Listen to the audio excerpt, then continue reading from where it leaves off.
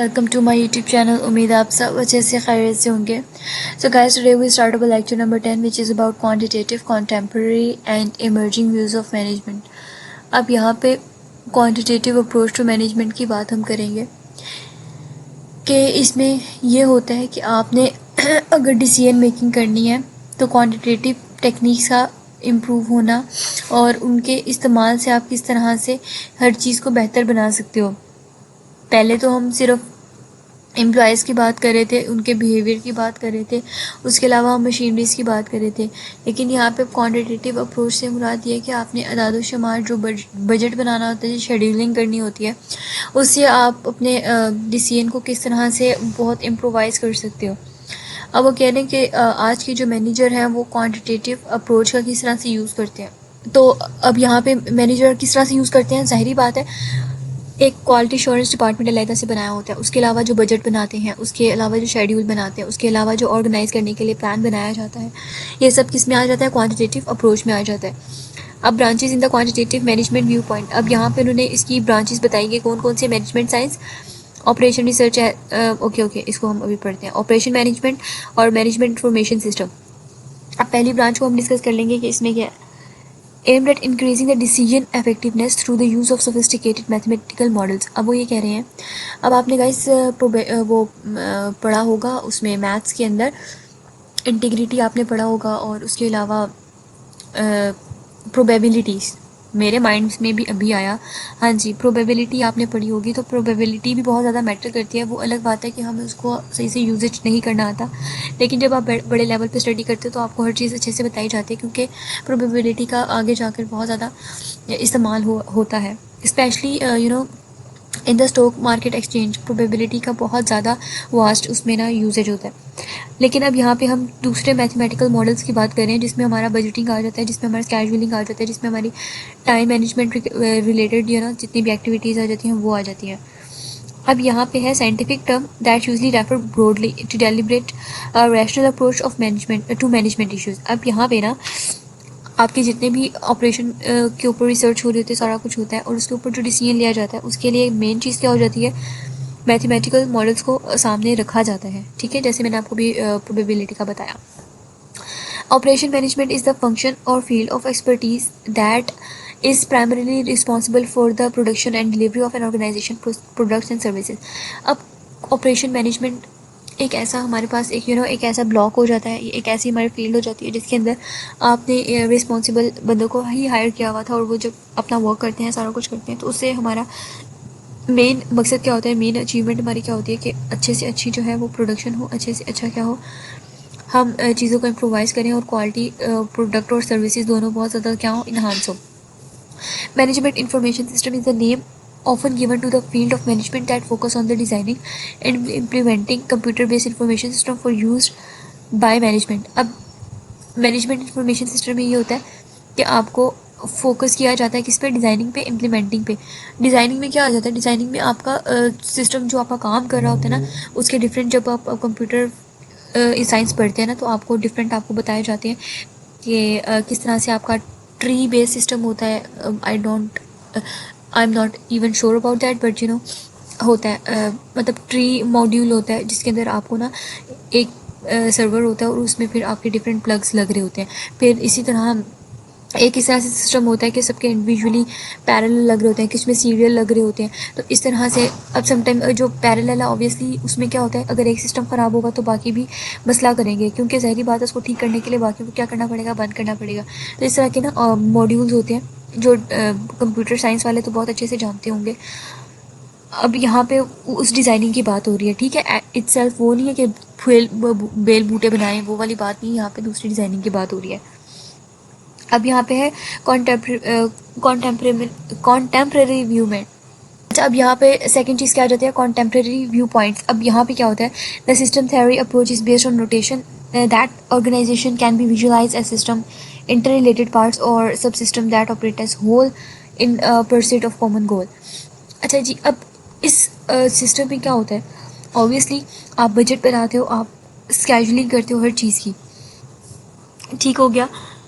अब उसी तरह अब सेकंड आ जाता है कॉन्टीजेंसी थ्योरी। अब इसमें क्या हुआ था, is the view that appropriate managerial action depends on the particular parameter of each situation. The approach is the approach is marked contrast to the earliest universal approach stemming from the classical management school. अब यहाँ पे ना contingency theory, अच्छा अब contemporary view point में हम क्या पढ़ेंगे, इसमें हमारे पास दो आ जाते हैं, एक सिस्टम थ्योरी आ जाती है, एक कॉन्टीजेंसी थ्योरी आ जाती है। सिस्टम थ्योरी में ये होता है ना कि हम अपने पूरे एक पूरी ऑर्गेनाइजेशन को लेके चलते हैं, ठीक है, पूरी ऑर्गेनाइजेशन को देखा जाता है कि उनके कॉमन गोल्स क्या हैं और डिसीजन मेकिंग में इनका बहुत ज़्यादा फिर ना इम्पैक्ट होता है। उसके बाद कॉन्टीजेंसी थ्योरी, अब इसमें ये होता है कि वो ये कह रहे हैं कि आप किसी एक चीज़ के ऊपर डिपेंड नहीं कर सकते।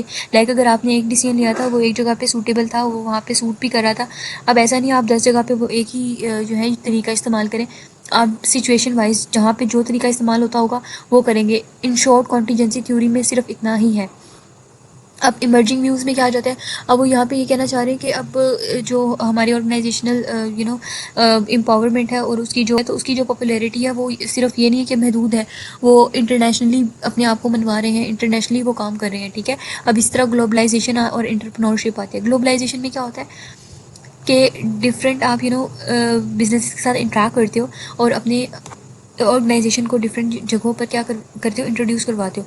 अब इसी तरह एंटरप्रेन्योरशिप में ये होता है कि आप मतलब नई नई अपॉर्चुनिटीज़ को देखते हो, अवेल करते हो, या उनको एक किस्म का नई नई चीज़ों का ईजाद करते हो। ईजाद वो वाली ईजाद नहीं है जो चार्ल्स बेबेज ने की थी, नो, ये होता है इन्वेंशन इन आइडियाज़। आप नए नए आइडियाज़ निकालते हो, उसमें इनोवेशन करते हो, फिर उसी में ही आप ग्रोथ भी करते हो।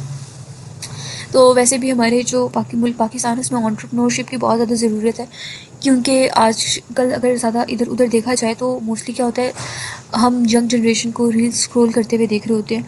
तो अगर रील्स स्क्रॉल करते ही हम उनको देखेंगे या उनका एक टाइम प्रॉपर एक गुजर जाएगा, तो उसके बाद हम नहीं एक्सपेक्ट कर सकते कि उनके अंदर कोई एंटरप्रेन्योरशिप वाली कोई क्वालिटी आएगी, क्योंकि ये पैदा करनी पड़ती है, ये आपको इसके ऊपर वर्क करना पड़ता है। ऐसे नहीं है कि कोई बैठा हुआ है तो उसके अंदर जी उसने सोच लिया, नहीं। एक होता है कि बिल्ट इन होती है ये, एक होती है बनानी पड़ती है, ठीक है। दो सिचुएशंस हैं। अब यहाँ पे managing in an e business world, अब यहाँ पे मैनेजिंग में क्या बता रहे हैं कि ई बिजनेस वर्ल्ड में a comprehensive term describing the way an organization does it work by using electronic. अब यहाँ पे है कि ई बिजनेस में ये हो जाता है कि अब आपने देखा होगा कि बहुत से जो बिजनेस हैं वो ऑनलाइन है, ऑनलाइन अपने काम को वो रन करें। अब इसी तरह ई कॉमर्स भी आपके पास एग्जाम्पल है। अब जैसे शॉपिफाई है, वो हमारे पास बहुत अच्छी एग्जांपल है ई कॉमर्स बिजनेस की। अब ऑनलाइन भी हो जाता है, ऑफलाइन भी हो जाता है, डिपेंड्स ऑन टोटली यू, ठीक है। लेकिन अब यहाँ पे ई इलेक्ट्रॉनिक से रिलेटेड है, तो ऑब्वियसली हम इसमें उस तरह से ही इसको बात कर रहे हैं, डिस्कस कर रहे हैं। Need for innovation and flexibility. अब इनोवेशन और फ्लेक्सिबिलिटी में इसमें वो क्या बताना चाह रहे हैं, इसमें वो यही है कि अगर आपको लग रहा है ना कि एक चीज़ जो है एक जगह पे सूट कर रही है, लेकिन आप उसको कहें हम 10 जगह पे उसको वही सूट करेंगे, तो ऐसा नहीं है। आपने हर जगह के हिसाब से उसमें देखना है। और यहाँ पे एक और चीज़ ये भी आ जाती है कि एक अच्छा ऑर्गेनाइजेशन का मतलब एक अच्छा खासा ये होता है कि वो वक्त के साथ साथ अपने आप को बदलती है। अगर वो अपने आप को नहीं बदलेगी, अपने आप को चीज़ों के हवाले से नहीं वो चेंज करेगी, तो क्या होगा, एट द एंड वो पीछे रह जाएगी। तो अब एक चीज़ पीछे रह जाए वो ज़्यादा अच्छा है, या फिर अपने आप को बदलते रहना अच्छा है। तो ज़माना जैसे जैसे तरक्की कर रहा है, उस तरह आप अपनी सोच में भी तरक्की लेकर आए, ठीक है। क्वालिटी मैनेजमेंट सिस्टम, अब यहाँ पे क्वालिटी मैनेजमेंट में आप यहाँ पे सिर्फ ये बात होगी कि क्वालिटी एश्योरेंस को देखा जाएगा कि वो क्या होती है और किस तरह से आप इसको अचीव कर सकते हैं। इसमें प्रोफेशनलिज्म भी आपका काफ़ी हद तक आ जाता है, लेकिन उस तरह से यहाँ पे मेंशन नहीं है। ऑब्वियसली यहाँ पे मेंशन नहीं है, लेकिन ये आ जाता है कि आप किस तरह से अपना इंटरेक्ट कर रहे हो दूसरे के साथ। लाइक अगर आपको कोई कस्टमर है तो आप उसके साथ किस तरह से बातचीत कर रहे हो, आप अच्छे वे में बात कर रहे हो, वल्गर वे में बात कर रहे हो, ये हर चीज़ किस में आ जाती है, क्वालिटी मैनेजमेंट सिस्टम में आ जाती है। अब इसी तरह लर्निंग ऑर्गेनाइजेशन नॉलेज मैनेजमेंट, अब इसमें वही ऑर्गेनाइजेशन की जो ऑर्गेनाइजेशन के हवाले से आप उसको पढ़ते हैं, उसके अलावा मैनेजमेंट की नॉलेज लेते हैं कि किस तरह से आप और बेटर कर सकते हैं। जनाब ये आपका ना मैनेजमेंट का चैप्टर है, सॉरी पूरी बुक है। इसमें आपको ये बताया जाएगा कि आप कौन कौन से नए तरीक़ों को लागू करके मैनेजमेंट अच्छे से अच्छी बना सकते हैं, ठीक है। तो हम पूरे बुक में ही मैनेजमेंट की बात करेंगे।